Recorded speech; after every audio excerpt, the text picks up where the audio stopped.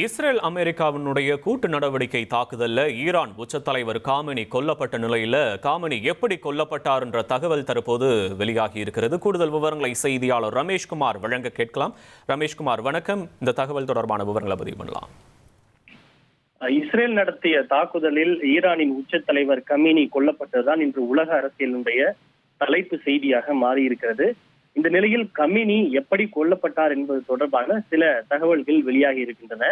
முதலில் கமீனி கொல்லப்பட்டது என்பது அவருடைய அலுவலகத்தில் தான் கொல்லப்பட்டிருக்கிறார். அதாவது கமீனி எப்போதும் போல தன்னுடைய அலுவலகத்தில் வழக்கமான பணியில் இருந்தார் எனவும் அப்போதுதான் அவர் தங்கியிருந்த காம்பவுண்டின் மீது குண்டுகளை வீசி அவர் கொல்லப்பட்டதாக தகவல் கிடைத்திருக்கிறது.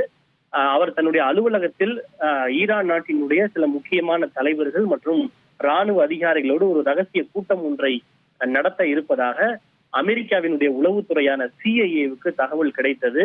இது தவிர கமேனியினுடைய ஒவ்வொரு நடமாட்டத்தையும் CIA உன்னிப்பாக கண்காணித்து அவர் பற்றிய தகவல்களை திரட்டி இஸ்ரேலுக்கு வழங்கியது.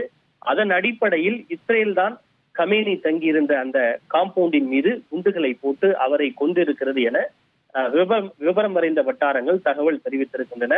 ஈரான் நாட்டினுடைய சில அரசு ஊடகங்களே இதனை உறுதி செய்திருக்கின்றன. குறிப்பாக அவர் தங்கியிருந்த காம்பவுண்டின் மீது குண்டுகளை போட்டு தாக்குதல் நடத்தியது இஸ்ரேல் தான்.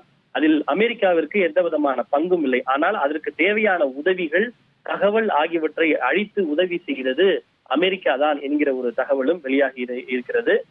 குறிப்பாக கமேனி தங்கியிருந்த அந்த அலுவலகத்தின் மீது சுமார் 30 குண்டுகளை இஸ்ரேல் வீசி இருக்கிறது.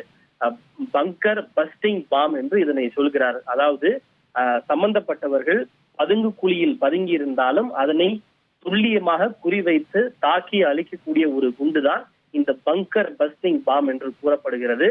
அப்படி அத்தகைய சக்தி வாய்ந்த அந்த வெடிகுண்டுகளை 30 வெடிகுண்டுகளை வீசிதான் இஸ்ரேல் கமேனியை கொலை செய்திருக்கிறது. அமெரிக்க அதிபர் டொனால்டு ட்ரம்ப் அவர்களும் இது தொடர்பான அனைத்து விவரங்களையும் உன்னிப்பாக கண்காணித்தார். குறிப்பாக வெள்ளை மாளிகையில் ஒரு வார் ரூம் ஒன்றே அமைக்கப்பட்டு அடிக்கடி அது தொடர்பான நிலவரம் என்ன, லேட்டஸ்ட் அப்டேட் என்ன, தற்போது அங்கு தாக்குதல் எப்படி நடைபெற்றுக் கொண்டிருக்கிறது என்பதை எல்லாம் முக்கியமான மூத்த அதிகாரிகளோடு தொடர்ந்து ட்ரம்ப் அவர்கள் வார் ரூமில் இருந்தபடியே ஆலோசனை மேற்கொண்டு வந்தார். கமேனி கொல்லப்பட்ட பிறகு அவருடைய உடல் இறந்து கிடந்தது தொடர்பான புகைப்படத்தை அதிகாரிகள் ட்ரம்புக்கும் காட்டியிருக்கிறார்கள், இஸ்ரேல் அதிபர் பெஞ்சமின் அவர்களுக்கும் காட்டியிருக்கிறார்கள். அதனை பார்த்த பிறகுதான் முதலில் இஸ்ரேல் பிரதமர் பெஞ்சமின் அவர்களும் அதனைத் தொடர்ந்து அமெரிக்க அதிபர் ட்ரம்ப் அவர்களும் கமேனி கொல்லப்பட்டார் என அதிகாரப்பூர்வமாக அறிவித்தார்கள். அவர்கள் இதனை அறிவித்த சமயத்திலே இஸ்ரேல் அதனை மன்னிக்கவும் ஈரான் அதனை ஏற்கவில்லை.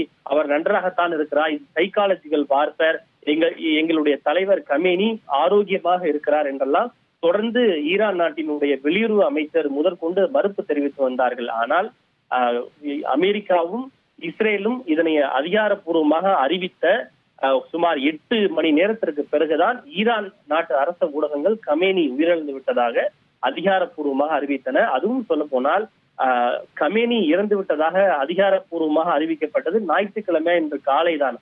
ஆனால் அரசு ஊடகங்கள் தெரிவிப்பது என்னவென்றால் கமேனி தன்னுடைய அலுவலகத்தில் வழக்கமான பணியில் ஈடுபட்டிருந்த போது சனிக்கிழமையே அவர் இருந்த கட்டிடத்தின் மீது இந்த தாக்குதல் நடத்திவிட்டதாக கூறப்படுகிறது. அதை வைத்து பார்க்கும்போது கமேனி நேற்றே இறந்து விட்டார் என்பதை நம்மால் புரிந்து கொள்ள முடிகிறது.